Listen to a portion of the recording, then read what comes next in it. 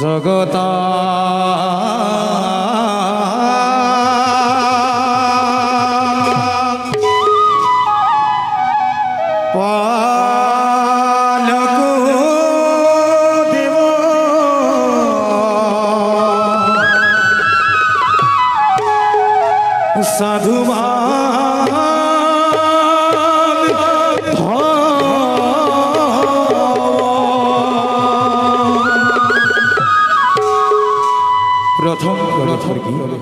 রাখিন রাখিন তাল তাল একটা একটা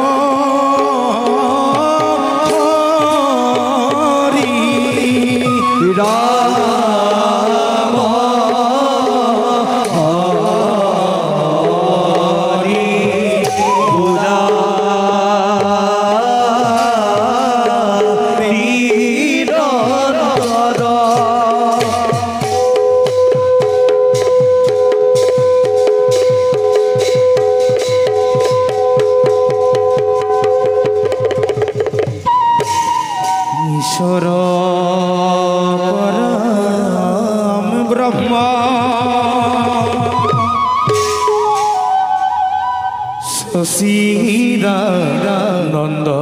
গৃগ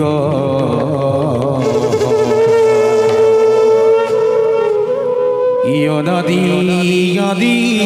গোবিন্দ সর্বকারণ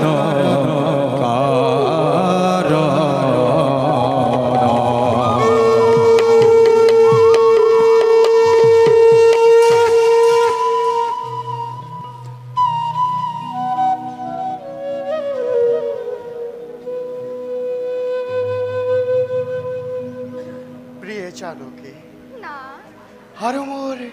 স্নেহর ভাই লক্ষ্মণ দাদা আজ কিছুদিন অল্প এক মানসিক চিন্তায় মোৰ মন একেবাৰে বিবল কৰি তুলিছে। দাদা তন্দুকাৰত বিৰাট ৰাক্ষসক নিধন কৰি জানকীক উদ্ধাৰ কৰিলো যদিও আজি পৰ্যন্তচোন মোৰ মনলৈ শান্তি নাহিল। সত্য ৰক্ষাৰ ক্ষেত্ৰত দাদা ধন জন ঐশ্বৰ্য বিভূতি সকলোবোৰ জলাঞ্জলি দি প্ৰকৃতিৰ নন্দ কাননতে যে সুখ লাভৰে আশা কৰিছিলো সেয়াচোন আজি দেৱৰো দুৰ্লভ। দাদা প্ৰাৰ্থনা প্ৰিয় ধৰিব পাৰিছো মই ডুবিছে আপুনি এক নীৰৱ চিন্তা প্ৰিয় মনৰ আনন্দ অকস্মাতে হেৰাইছে যেন আপোনাৰ সুন্দৰ বদনে ব্যক্ত কৰক না প্ৰিয় মুক্ত কণ্ঠে মনোচিন্তে কৰিলে প্ৰকাশ বেদনাৰ হব উপশম। দাদা লক্ষ্মণ ব্যক্ত কৰা তোমাৰ চিন্তাৰ কাৰণ তোমাৰ অনুজ লক্ষ্মণে যথাযথ বেদনা নিৰাময় কৰিম ব্যৱস্থা। লক্ষ্মণ দাদা সেই বনৰ মাজতে তোমালোকে যিমান দুখ কষ্ট সহ্য কৰিছা দাদা তাক বাৰু কেনেকৈ সহ্য কৰোঁ মোৰ এই কোমল অন্তৰে। ৰজৰক্ষী জনকৰে লালিত পালিত তুমি না ভোগ বিলাসৰ মাজত কিন্তু নিয়তিৰ নিষ্ঠুৰ পৰিহাসত পৰি আজি তুমি ক'ব লগা হ'ল ঘোৰ বনবাসী। দাদা স্বামী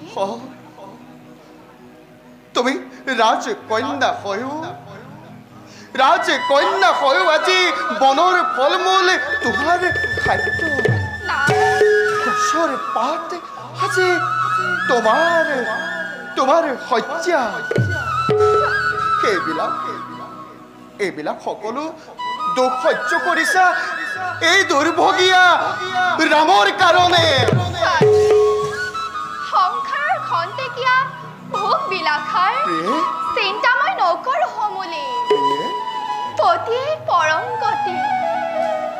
য'ত মোৰ ৰঘুমুনি প্ৰাণৰ দেৱতা য'ত মোৰ পুত্ৰ সম লক্ষ্মণ দেৱৰ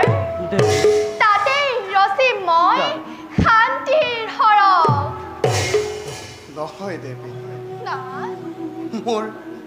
মোৰে বৰ্জ্যময় শৰীৰে সকলো দুখ কষ্ট হেলাৰঙে সহ্য কৰিব পাৰে কিন্তু তোমালোকৰ এই সুকোমল শৰীৰে সেই দুখ কষ্ট কেনেদৰে সহ্য কৰিছা তাক মই চাই থাকো কেনেকৈ। দাদা লক্ষ্মণ দাদা বৈমাতৃ কৈকেয়ীৰ বৰ আৰু পিতৃক দিয়া সত্য ৰক্ষাৰ হেতু দাদা 14 বছৰ বনবাস কেৱল এই ৰামৰ তোমালোকে মিছাতে যিহেতু ভুঞ্জি সাজিয়ে ৰামৰ কাৰণে। গতিকে লক্ষ্মণ দাদা জানকীক লগত লৈ গুচি যোৱা তোমালোক অযোধ্যাৰ ৰাজপ্ৰসাদৰ মাজে অকলে সত্য অংগীকাৰ পালন কৰিম মই এই বনৰ মাজত। দাদা দাদা লক্ষ্মণ লক্ষ্মণ এনে নিৰ্মম কথাৰে তুমি লক্ষ্মণৰ অন্তৰত নিদিবা আঘাত। লক্ষ্মণ দাদা তোমাৰ সত্য আদৰ্শকে আমি হৃদয়ত ধৰিছো সাৱতি। দাদা তোমাৰ শ্ৰীচৰণ সেৱা কৰাই লক্ষ্মণৰ জীৱনৰ ব্ৰত ত্যাগ কৰি অযোধ্যাৰ ৰাজসিংহাসন ত্যাগ কৰি অযোধ্যাৰ ঐশ্বৰ্য বিভূতি লক্ষ্মণ পিতৃ সত্য পালনৰ হেতু তুমি আজি হলা বনবাসী। দাদা তোমাৰ অবিহনে সকলো অখাৰ বোধ কৰা লক্ষ্মণে ক্ষুদ্ৰ প্ৰাণ বিসৰ্জিবলৈও নহও কুণ্ঠ। লক্ষ্মণ, দাদা, মোৰ প্ৰতি তোমাৰ যে অকৃত্ৰিম স্নেহ, দাদা, তাক মই প্ৰকাশ নকৰি নোৱাৰো কদাপি। লক্ষ্মণ, দাদা, তোমাৰ এই ভাতৃ স্নেহ এই জগতে বিৰল। দাদা, তথাপিতো কিয় জানো মোৰ অন্তৰ আজি লাগিছে অৱসৰ দেহ মন প্ৰাণ। প্ৰিয়ে, বলক না অচিৰতে খন্তেক লওঁগৈ বিশ্ৰাম। ব'লা প্ৰিয়ে, ব'লা ভাই লক্ষ্মণ, ভাল দাদা। খন্তেক আমি কৰোঁগৈ বিশ্ৰাম।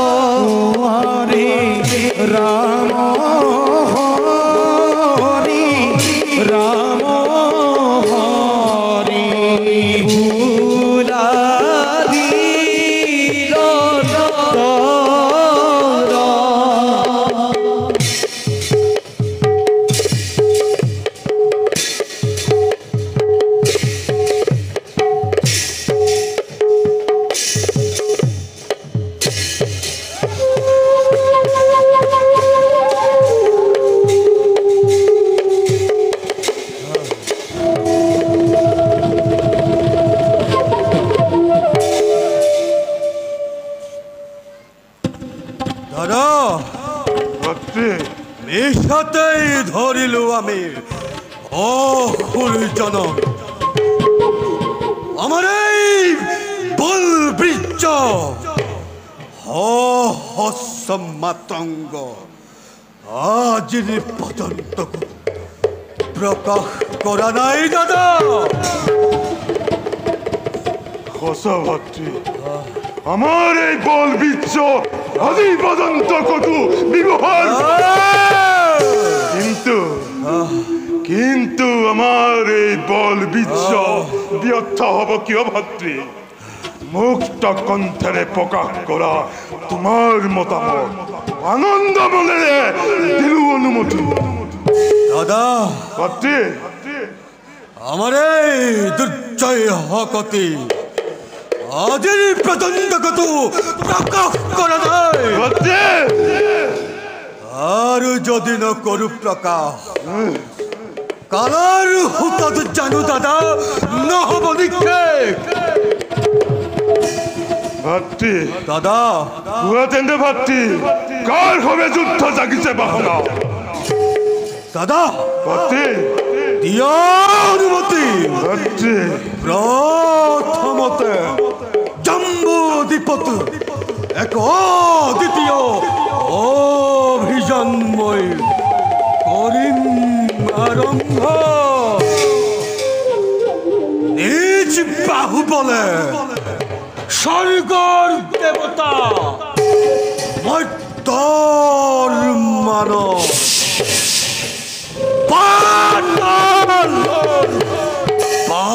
খুকিয়েও আমার এই দুর্জয় ভকতে তোমারে করিব পরাজয় নাগ নর দক্ষ রক্ষ নর বান্দর দাদা পরাজয় করি তোমাক মই এক সত্যি সম্রাট রূপে করিম প্ৰতিষ্ঠা আৰু কি ভাতৃ আৰু মই হম কি হ'ব ভাতৃ আৰু মই হম দাদা কি হ'ব ভাতৃ তোমাৰে প্ৰধান সেনাপতি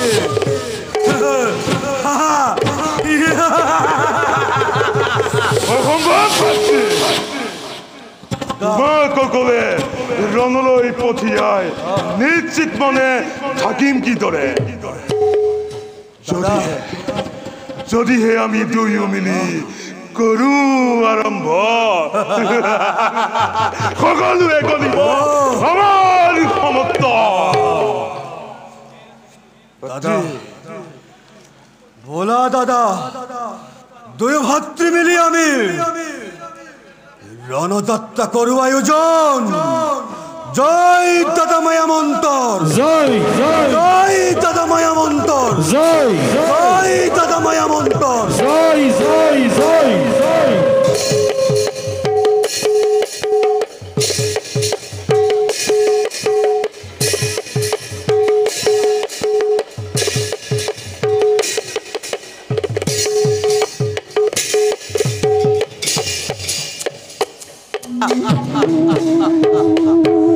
এইবার সাবধান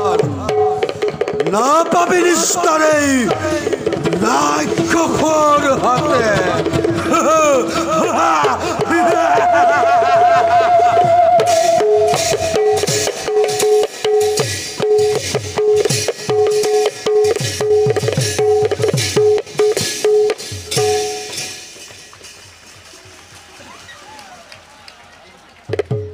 কৃষ্ণ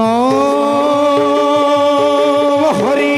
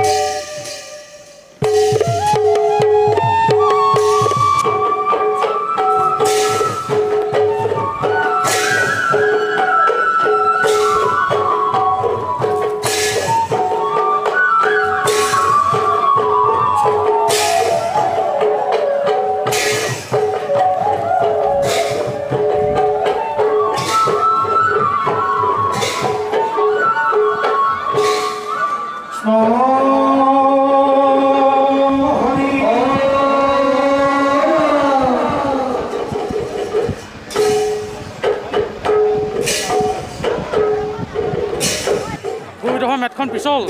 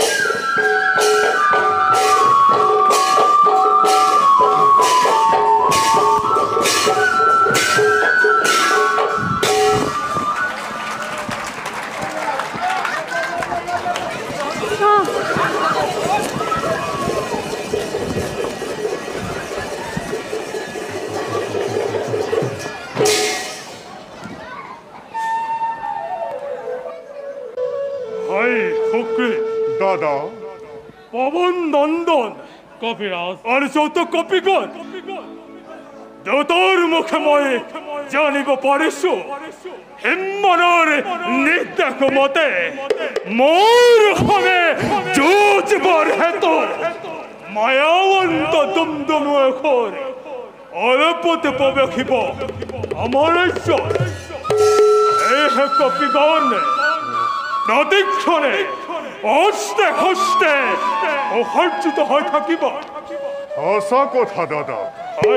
পবন নন্দন যুৱৰাজ আৰু কিষ্কিন্ধাৰ মহামহাবীৰগণ সকলোতে নিজ নিজ হস্তে হস্তে সৌসজ্জিত হৈ থাকিবা নিজ নিজ দ্বাৰত যাবা যাতে কোনো শত্ৰু প্ৰৱেশিব নোৱাৰে কিষ্কিন্ধাৰ ৰাজ্যত কবিৰাজ জীৱিত থাকোঁতে পৱন নন্দন নকৰিব চিন্তা কাৰণ প্ৰৱেশিব যদি কোনো শত্ৰু পুৰীৰ ভিতৰে এই দুৰ্জয় গতৰে প্ৰথম তাক যমৰালয়ে বসো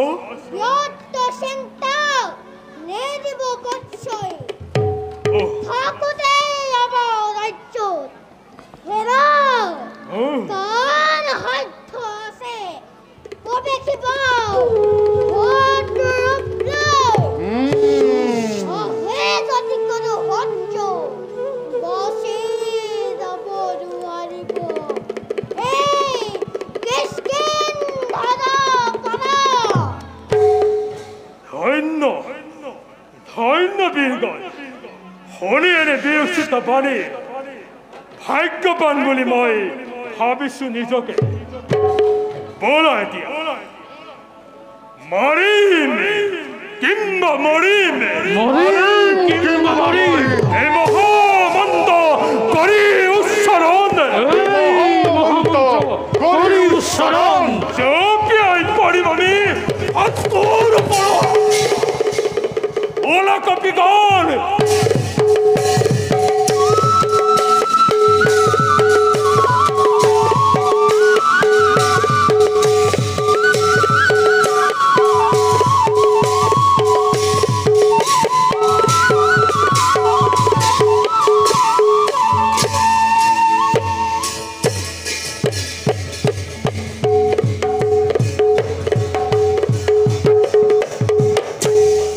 দাদা মহাবীৰক পৰাস্ত কৰি আহি পালো আমি কিষ্কিন্ধা নগৰ দাদা আমার দর্প দেখি ভাতৃ দাদা হিমবানে গদিলে আমার দর্প দেখি এইবার এবার এইবার এইবার পাবো পরিচয় বালি দুরাচারে বালে বালে কত আছো হেন অধম বালি বালি বালি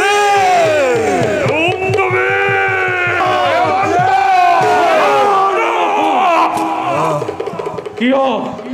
কিয় আহিছা মিছাতে প্ৰাণ দিবলৈ এই বীৰৰ ৰাজ্যত বুজা নাই দেখা নাই তহঁতে পৱন নন্দনৰ অখণ্ড প্ৰতাপ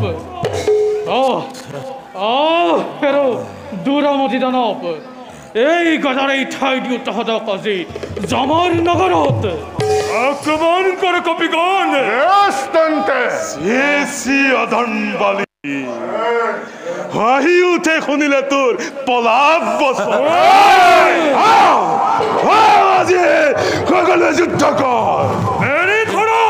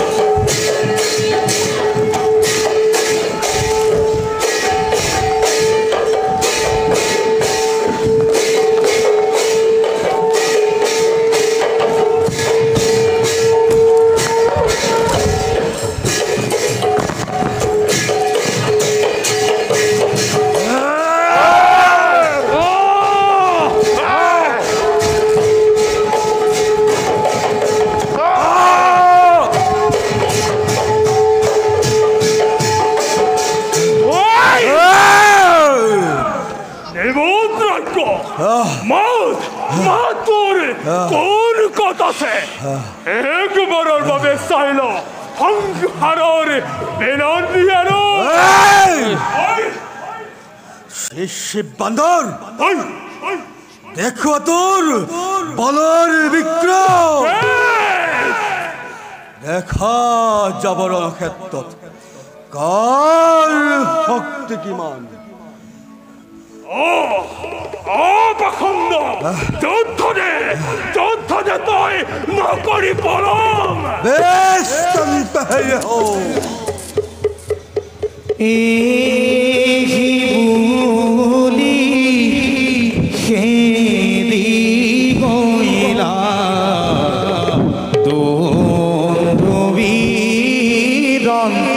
দুরাহারি হয়ারে দুরাহারি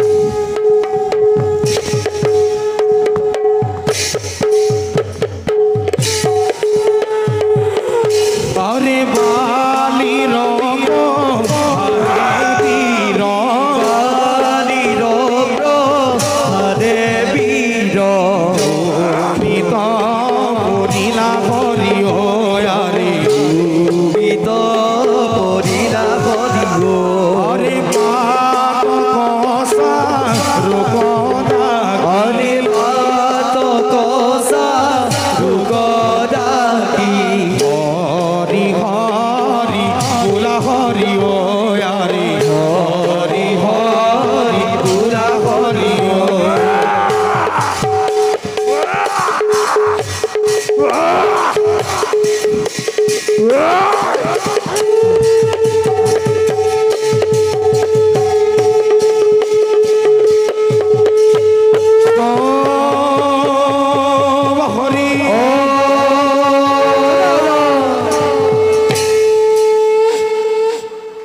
খণ্ড এই শক্তি লয়ে যুঁজিছিলি তই বালিৰ সমে যা যা পাখণ্ড তোৰ দৰে অধম খুৰৰ চিহ্ন নাৰাখো মই কিষ্কিন্ধা ৰাজ্যত যা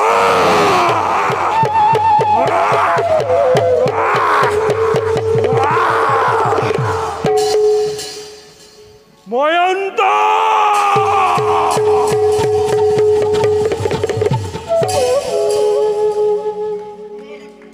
ক'ত পলালি হেৰো বালি ক'ত পলালি হেৰো বাস্তি গাতে অধম বালি ক'ত আছে হেৰো অধম বালি আজি তোক কোনে ৰক্ষা কৰে দেখা যা বালি বালি বালি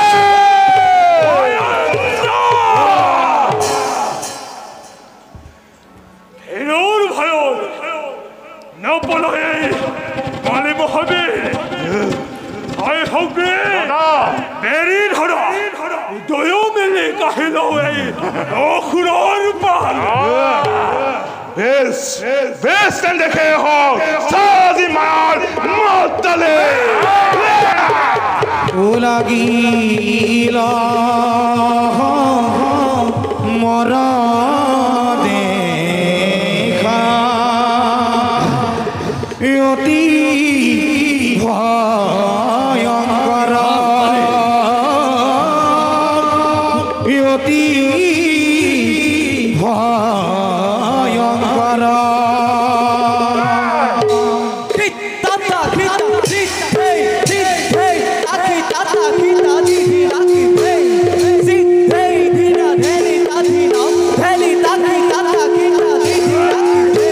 আরে লাগিল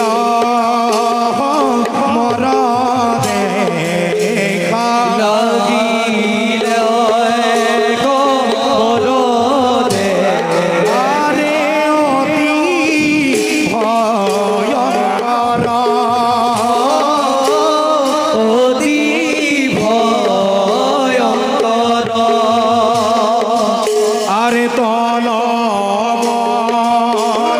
করে ভূমি তল করে আরে পদর পহার পদর পহার আরে বালির পতাপে পলাই বালির পহারে আরে লম্ভ ঘোরা সার লম্ভ ঘোরা সার আরে রাম হরি রাম হরি রাম হরি রাম আরে পুলা নিরন্তর পুলা নিরন্তর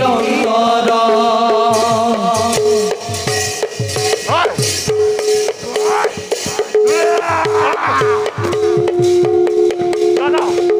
দাদা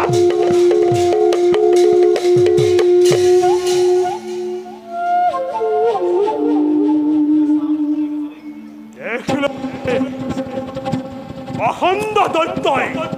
হৰংগত কৰিলে বাবে দাদা কিন্তু ভাই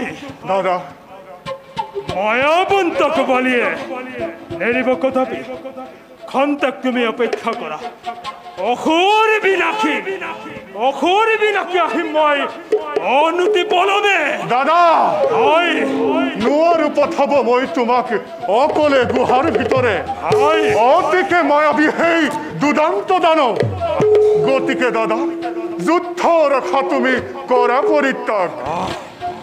হয় দাদা বীৰৰ সন্তান তুমি কিয়নো তোমাৰ মুখত মই এনে ভেৰুদাৰ মাৰি দাদা হয় নাজানো কিয় আজি বাৰে বাৰে দাঁত বুকু মোৰ হৈছে কম্পমান হয় সেইবাবে দাদা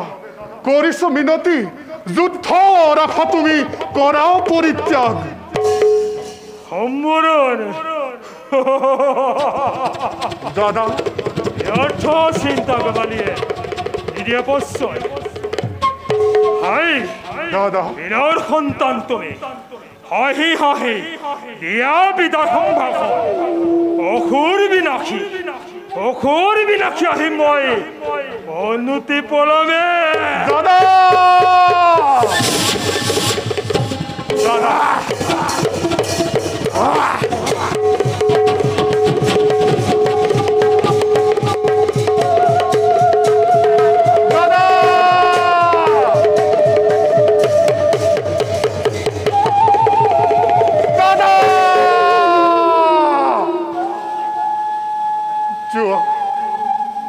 দাদা ভাগ্যতে যে লেখা আছে তাকেই হব আজি মাথো অপেক্ষাত মই আহ যেন পুনরায় ঘূৰি এই কিষ্কিন্ধা ৰাজ্যলৈ দাদা দাদা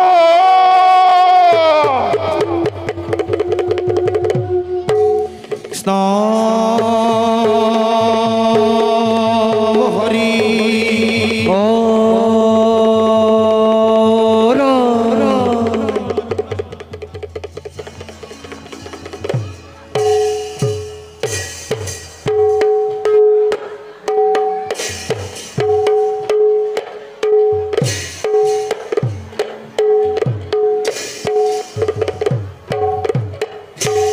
हरे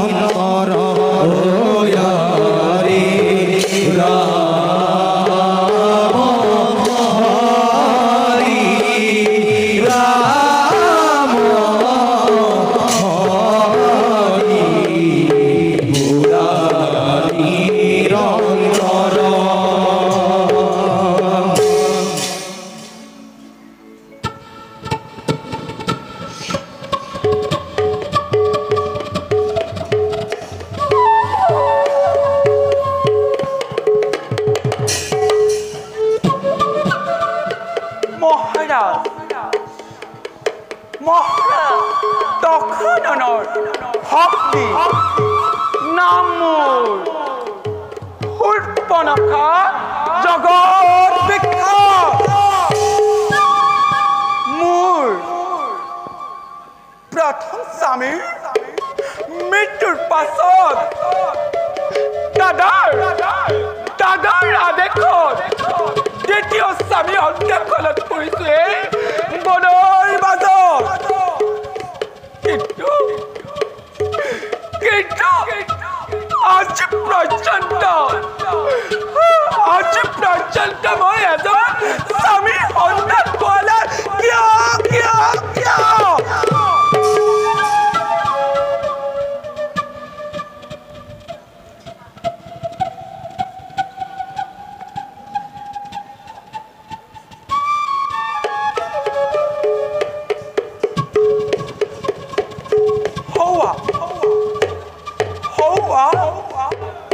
দুজন সুন্দৰ পুৰুষে বনৰ মাজত কৰিছে বিচৰণ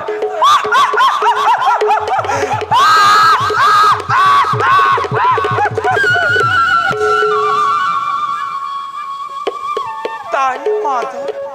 এজনক যদি মই স্বামী পূৰণ কৰিব পাৰো মোৰে জীৱন সাৰ্থক হ'ব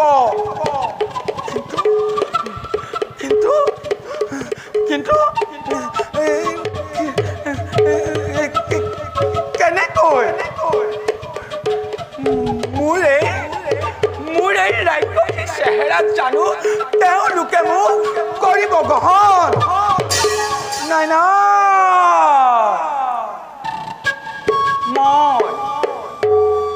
মই মায়াবী মোহী ৰূপ ধাৰণ কৰি তেওঁলোকক মোৰ প্ৰেম সাগৰত বিচলিত কৰি তাৰে এজনক মই স্বামী বৰণ কৰিবই লাগিব তাৰে এজনক মই স্বামী বৰণ কৰিবই লাগিব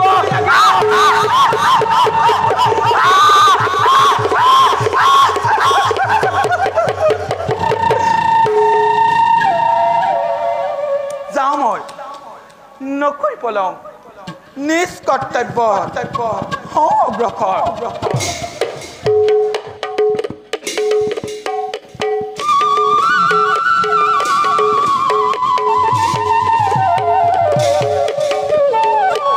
কৃষ্ণ হৰি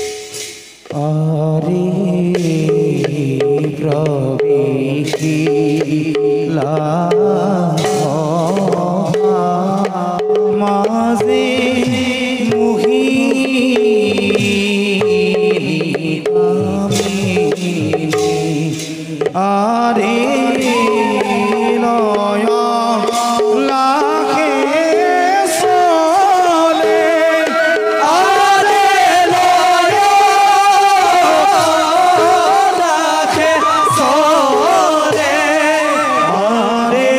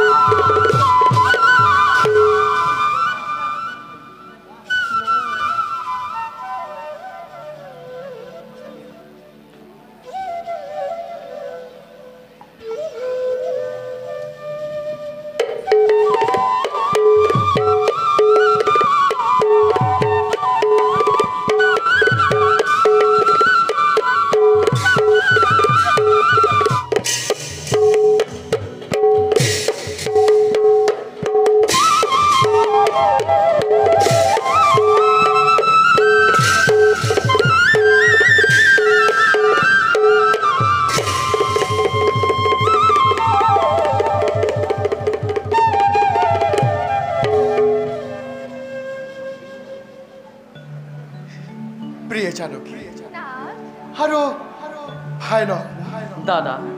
মহৰ্ষি অগস্ত্যেৰ কথা মতে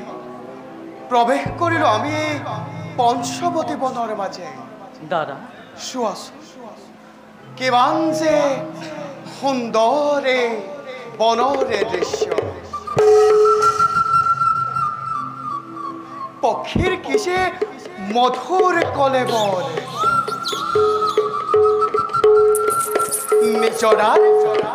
নিজৰাৰ কুলু কুলু শব্দৰ কি যে অপাৰ নৃত্য, উদিত তপনৰ উজ্জ্বল আশাই চতুৰ দিশ উজ্বলাই তুলিছে। সঁচাকৈ মোহনীয়া এই পঞ্চৱতী বনৰ দৃশ্য। তথাপিতো কিমান যে দুৰ্যোগ সন্মুখত লৈ আমি যে ৰজনী কটাব লাগিব এই বনৰ ভিতৰে। দাদা পূৰ্বতে কৈছো বহুবাৰ, প্ৰিয়ে, স্বামী সুখ দুখৰ লগৰী মই ৰজীক্ষণতে, সেয়েহে আপোনাৰ সহচাৰী হৈ লভিছো মনত মই অপাৰ আনন্দ। দাদা দাদা কোৱা সুদূৰত দেখিছো দাদা পক্ষীৰূপী মায়াবী ৰাক্ষস। পুনৰবাৰ দাদা আমি বিপদৰ সন্মুখীন। কোন তই পক্ষীৰূপী মায়া? কিহত বাবে তই কৰিছ অপেক্ষা? জানি ল'ব দশৰথ নন্দন মই ৰাম আৰু এয়া মোৰ বীৰ ভাতৃ অনুজ লক্ষ্মণ। কৰ যদি তই কিবা বিঘিনি প্ৰদান, উচিত প্ৰতিফল পাবি খাতে খাতে। বাসাহত গৰুৰ নাম মোৰ জটায়ু, দশৰথৰ প্ৰিয় বন্ধু মই। দাদা কি ক'লে দেৱ? আমাৰ প্ৰণিপাত কৰিব গ্ৰহণ। উঠ বাসাহত, পিতৃ সত্য পালনৰ হেতু প্ৰৱেশ কৰিলো আমি বনৰ ভিতৰত।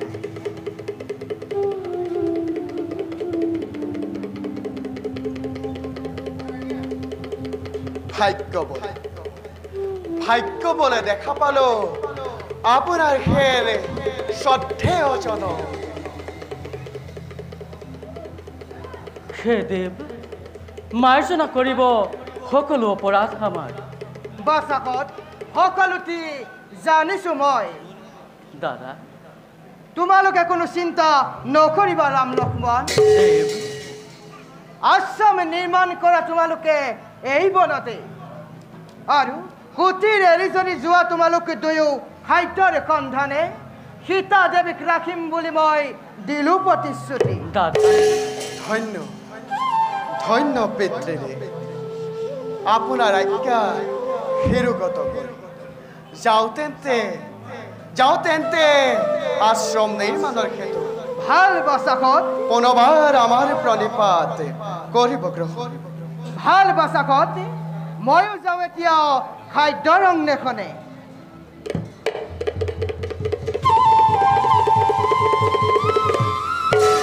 প্ৰিয়ে লক্ষ্মণ, দাদা বলা যাওঁ আমি আশ্ৰম নিৰ্মাণৰ হেতু। ব'লা দাদা।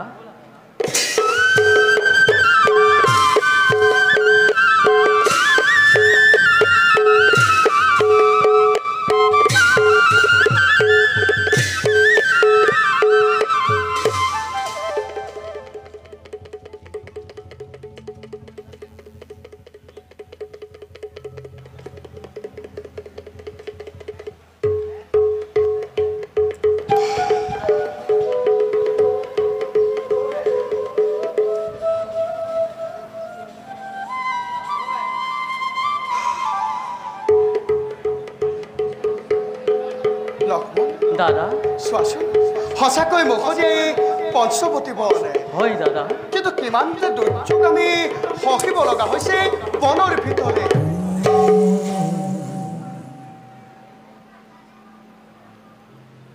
দাদা আহিলো হত হত ৰাক্ষস, সকলো আমি হেলা ৰঙে পাৰিম জিনিব। কোন তুমি? কোন তুমি ৰূপৱতী নাৰীয়ে পঞ্চৱতী বনৰ মাজে দেৱী দেৱী নে মানৱী তুমি নে গন্ধৰ্ব কিন্নৰী দিয়া দিয়া তোমাৰ সত্য পৰিচয় দেখিলে তোমাৰ ৰূপ লাৱণ্য ৰাক্ষস কুলৰ যেন মোৰ হৈছে অনুমান শুনিছা নহয় বিশ্বচোৱাৰ পুত্ৰৰ ৰাৱণৰ নাম ৰাৱণ তেওঁৰে ভগ্নী মই নাম মোৰ শূৰ্পণখা শূৰ্পণখা আৰু দাদা দক্ষানন কুম্ভকৰ্ণ বিভীষণ অতি মহাকৰ্মী কিন্তু মই কাৰোৰে অধীন নহয় অতিকে স্বাধীন মই অতিকে চঞ্চল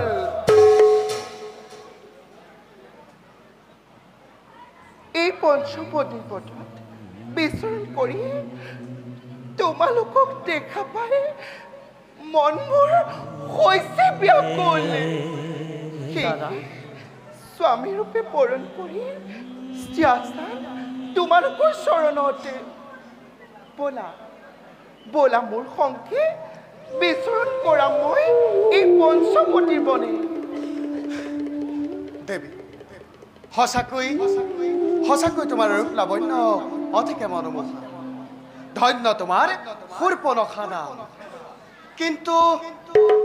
এয়া যে দেখিছা ক্ষুদ্ৰতম নাৰী এয়া মোৰ জানকী গোসাঁনী পত্নী হ'ব মই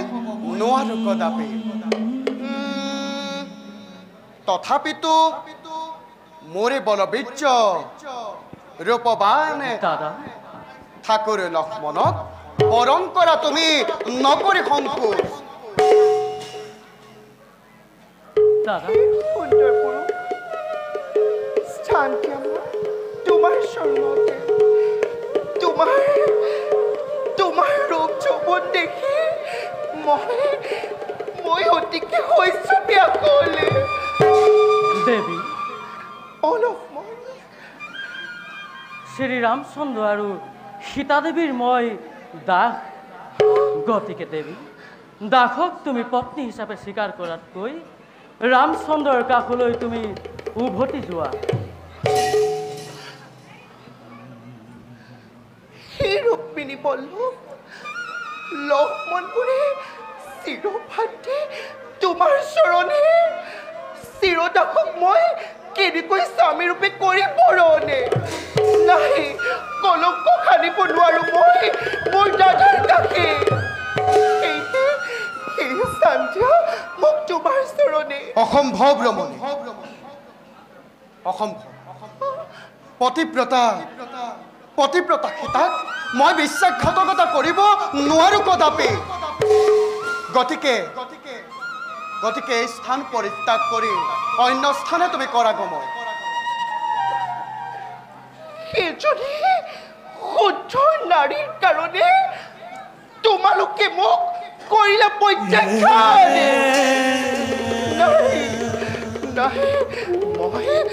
মই বিক্ষণভাৱে অপমানিত হলো কেনেকৈ কৰি যাম মই নিজ ৰাজ্যলৈ নাই সেই পাখাৰী কেইটাই মোক সকলো কৰিলে নাই কলংকিনী সীতা তই মোক কৰিলি সৰ্বনাশ খন্তেক অপেক্ষা কৰ তোক এতিয়াই কৰি ভক্ষণ খন্তেক অপেক্ষা কৰ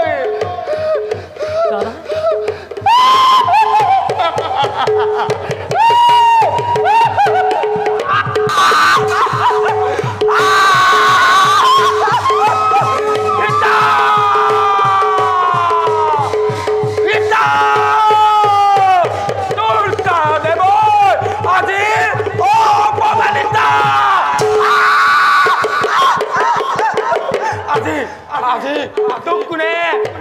ৰক্ষা কৰে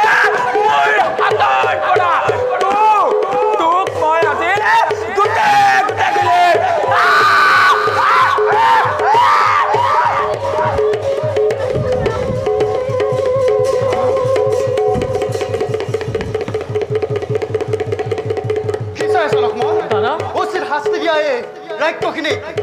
পাপিষ্ঠি নাৰী আজি তই পাবি সমচিত প্ৰতিফল চাও বাৰু কেনেকৈ ৰক্ষা কৰ এই সূৰ্যলোকৰ হাতৰ পৰা পাপিষ্ঠি নাৰী তোৰ আজি নহ'ব নিষ্ঠাৰ দেখো দেখা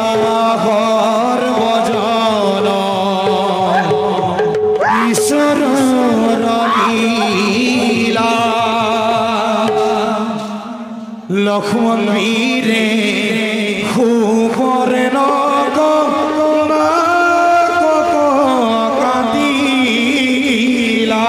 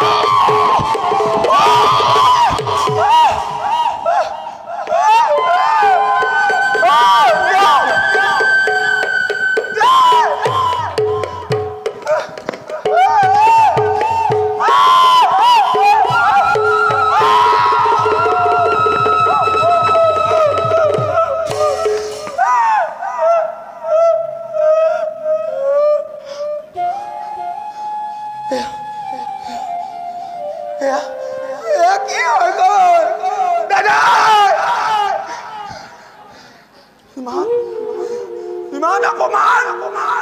আৰু অত্যাচাৰ দাদা চাই যোৱা তোমাৰ ভক্তি বিলৈ দাদা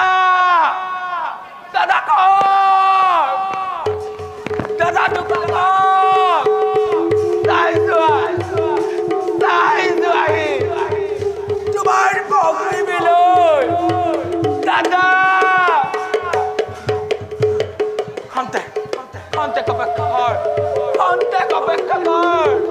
খন্তেক অপেক্ষা কৰ সীতা দাদা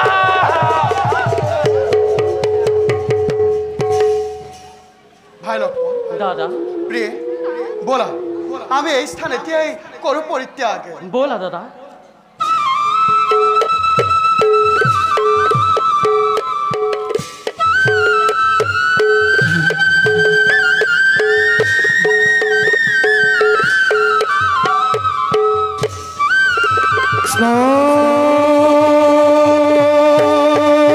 হরি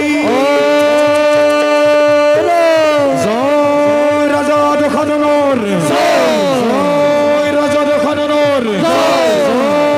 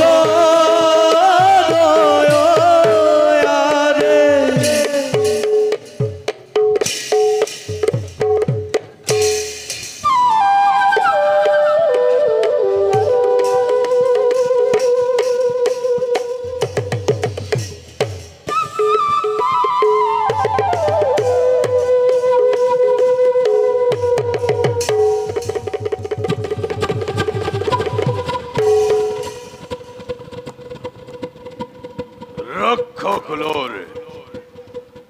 নৃপতিময় সুবর্ণ লঙ্কার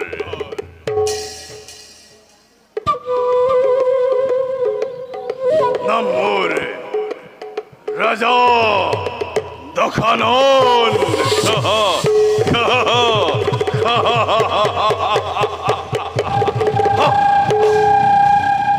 আনন্দ উৎসবতা যেমন মোর ওঠিসে উঠলি আনন্দ কর উৎসব কর আছে যত লঙ্কার রক্ষা কর আর লগতে আনন্দ কর রক্ষ রাস্তায় নিজেই লঙ্কেশ্বর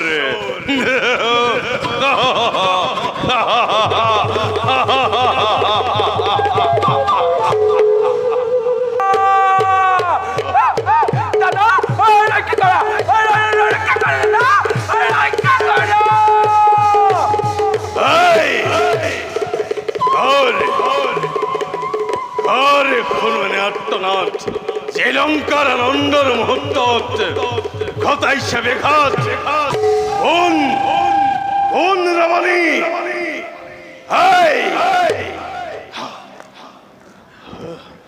রক্ষা করা রক্ষা করা দাদা দাদা রক্ষা করা রক্ষা করা রক্ষা করা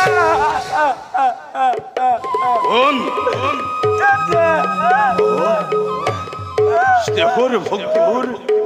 কর্পণখা কোথায়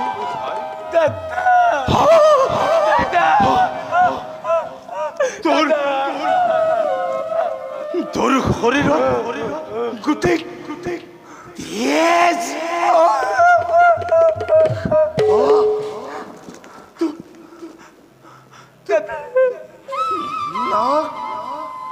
কান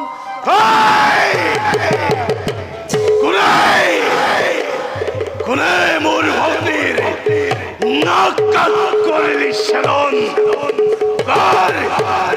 কার ইমান হোক ঠাকুরটে জীবিত এই দখানন কার ইমান খাইত ভগ্নি ভগ্নি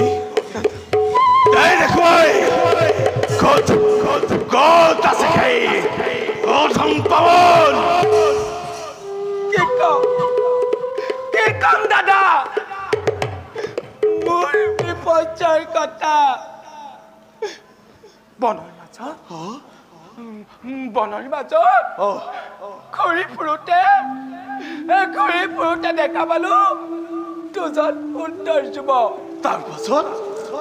সেয়া বোলে অযোধ্যা ৰাজন ৰাম আৰু লক্ষ্মণ আৰু দাদা লগত আছিল জনক নন্দিনী সীতা দাদা কি হল তাৰ পাছত দাদা মই ভাবিছিলো সেই মনুষ্যক মই হত্যা কৰি জনক নন্দিনী সীতা তোমাৰ কাষলৈ লৈ আহিম বুলি কিন্তু দাদা নিষ্ঠুৰ লক্ষ্মণ কি হল কি কৰিলা খাই নিষ্ঠুৰ লক্ষ্মণে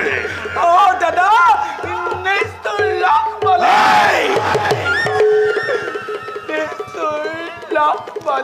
কি কৰিলে মোৰ নাক কাল কাটি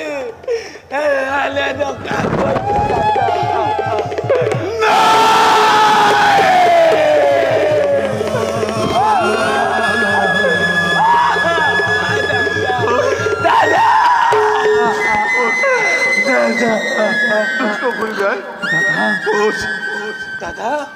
ঠাকুরতে জীবিত তোর ভাতৃ রাজা দখানন কোন খাই রাখুন লক্ষ্মণ দাই দেখুয়াই কত আছে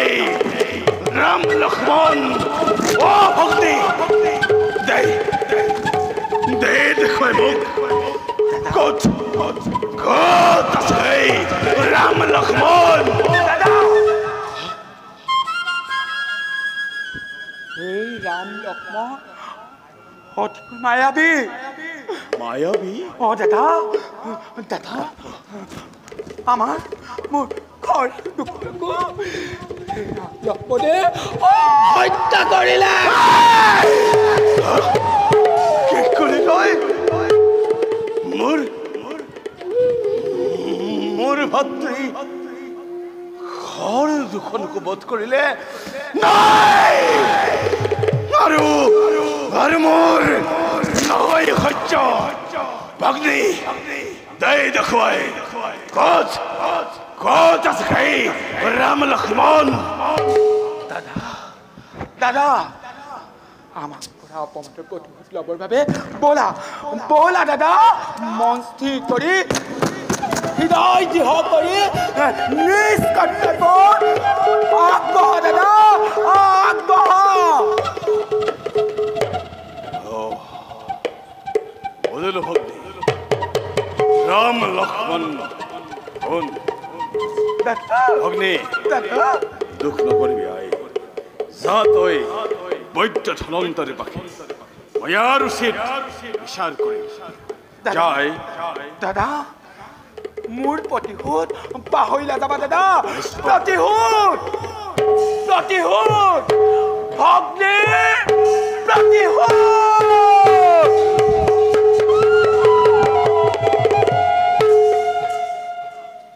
প্ৰতিশোধ ভীষণ প্ৰতিশোধ ল'ম মই শ্ৰীৰাম আৰু লক্ষ্মণৰ ওপৰত মোৰ ভাতৃঘৰ দুখনক বধ কৰি আজি মোৰ স্নেহৰ ভগ্নীৰ নাক কাণ কৰিলে ছেদন কিন্তু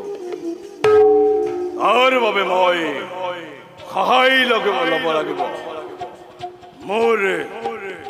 অতিকৈ মৰমৰ মাতুল মাৰিছৰ গতিকে যাওঁ মই তেওঁৰ পাখে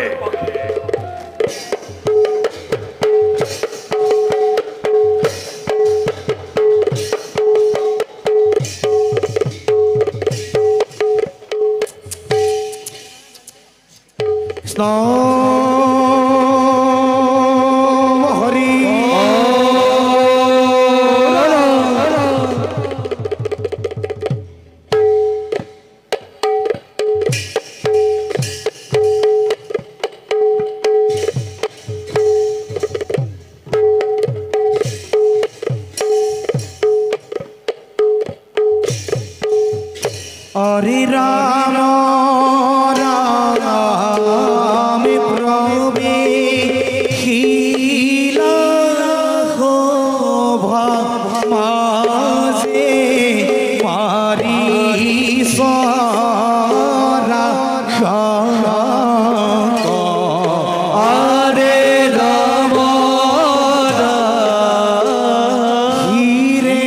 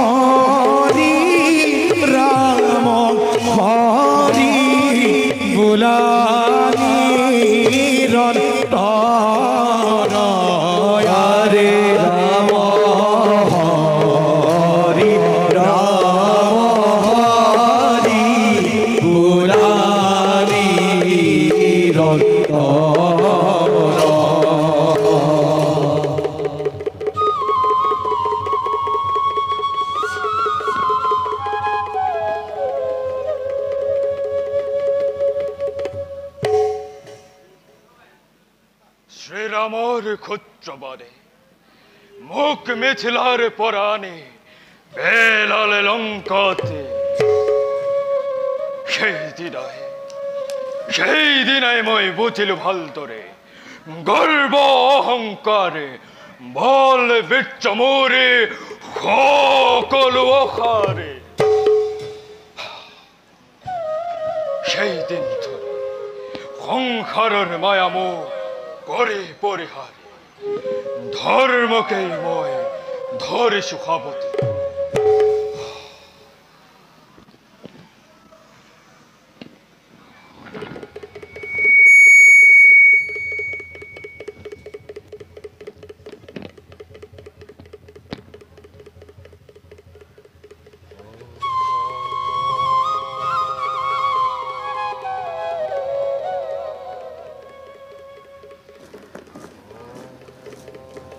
মামা মামা মামা কোন মামা ও মই তোমার মরমর ভাগিন কোয়া ভাগে কিবা হেতু আগমন তোমারে নিক্ষিন মারিস রাখে মামা মামা ভাগেন তুমি মোর পরম হিতাকাঙ্ক্ষী না হয় যেন নিশ্চয় ভাগে মামা তোমাকেই ভারতী হিসাবে লই ইন্দোর অমৃতময় জয় করিও অতি বীরত্বরে আর সেই কার্য তুমি আরে মামা ভাগে আহিছো তোমাৰ মই সহায় বিচাৰি তুমি বাৰু মোক সহায় কৰিবানে কোৱা ভাগে কিনো দৰে মই তোমাক কৰিম সহায় শুনা মামা কোৱা ভাগে শ্ৰী ৰাম লক্ষ্মণে মোৰ ভক্ত ঘৰ দুখন সহিতে সকলো ৰক্ষক সেনানীক বধ কৰিলে পঞ্চৱতী বনে জানা মামা শুনিছো সেই ৰাজা দশৰথে সিহঁতক নিৰ্বাসিত কৰিছে ৰাজ্যৰ পৰা আৰু সেয়ে পত্নী সহ বিহাৰ কৰিছে পঞ্চৱতী বনে আৰু লগতে মামা মোৰ ভগ্নী শূৰ্পণখাৰ নাক কাম কাটি মোৰ হৃদয় দিছে দাৰুণ আঘাত গতিকে মামা এইবাৰ মই শ্ৰী ৰামচন্দ্ৰৰ পত্নী সীতাক হৰণ কৰিব খুজিছো গতিকে এই কাৰ্যত তুমি মোক সহায় কৰিব লাগে শেষ দখাত কি যে নির্বোধ তুমি এতন গুণী জ্ঞানী কাশ্যপ্য পণ্ডিত হয়েও কিয় তুমি পরশ্রী হরণ করিব হুৰালঙ্কেশ্বৰ যদিহে পৰশ্ৰী কৰে স্পৰ্শ তেন্তে তোমাৰ এই নামত কলংক খানিব বৃদ্ধ তই নিচিনিলি ৰাৱণৰ প্ৰচণ্ড প্ৰতাপ প্ৰশংসা কৰিছ এক সাধাৰণ মনুষ্যৰ এই বৃদ্ধ মাতল বুলি মই কৰিছো বহুত সহ্য এতিয়াও দিয়া নাই মৃত্যুদণ্ড বাবা ভালদৰে ভাবি চিন্তি তুমি মোক দিয়া ইয়াৰ উচিত সমিধান মৃত্যুৰ ভয় দেখুৱাই মোক তুমি পাপ কাৰ্য লিপ্ত কৰিব নোৱাৰিবা ভাগিন ভাগিন তুমি যদি কৰা এনে গৰ্বিত আচাৰে তেন্তে সেই মোহিনীয়ে নমাই আনিব লংকালৈ এক কাল সন্ধ্যা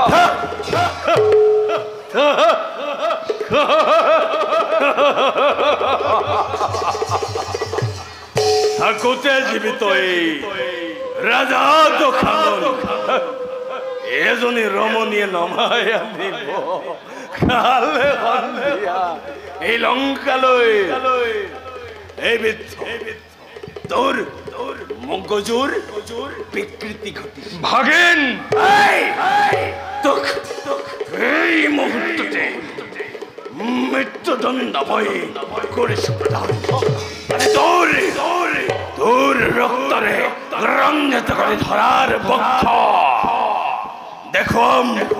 দেখম জগত রাবণর আদেশ অমান্য করার পরিণাম কিমান ভয়ঙ্কর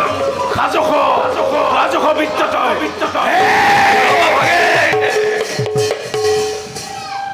ধৈর্য ধরা ভাগিন ধৈর্য ধরা মাতুল হত্যা মহাপাপ ভাগিন মুখখান থেকে ভাবি বলো দেয়া অবকাশ খন্তেক হয় ধৈর্য ধরিস রামা হবে সেনতে দিবা তুমি ইয়ার হলে ধান ও ভগবান আজ কেছে বয় উভয় সংকটত পড়িল স্বর্ণ মৃগর রূপ নল যদি রাবণের হাতের বোরে নিশ্চিত মরণ আর যদি রাবণের আদেশ পানি স্বর্ণ মৃগর রূপ ধারণ করু তেন্তে তেন্তে শ্রীরামর হাতের ময় লভে মুকুতি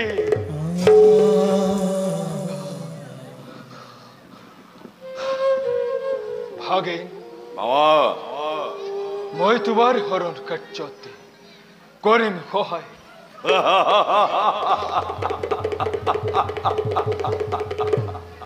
তোমার ক্ষেত্রে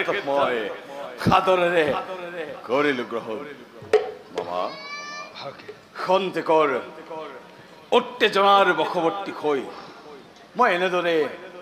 ৰৌৰ ব্যৱহাৰ কৰিলো তোমাৰ প্ৰতি তাৰ বাবে তুমি মোক ক্ষমা কৰিবা বলা বলা যাও আমি এবে নিজ কৰ্তব্যত অগ্ৰসৰ বলা ভাগে দিয়া দেখুৱাই মোক মৃত্যুৰ পথ আহা মামা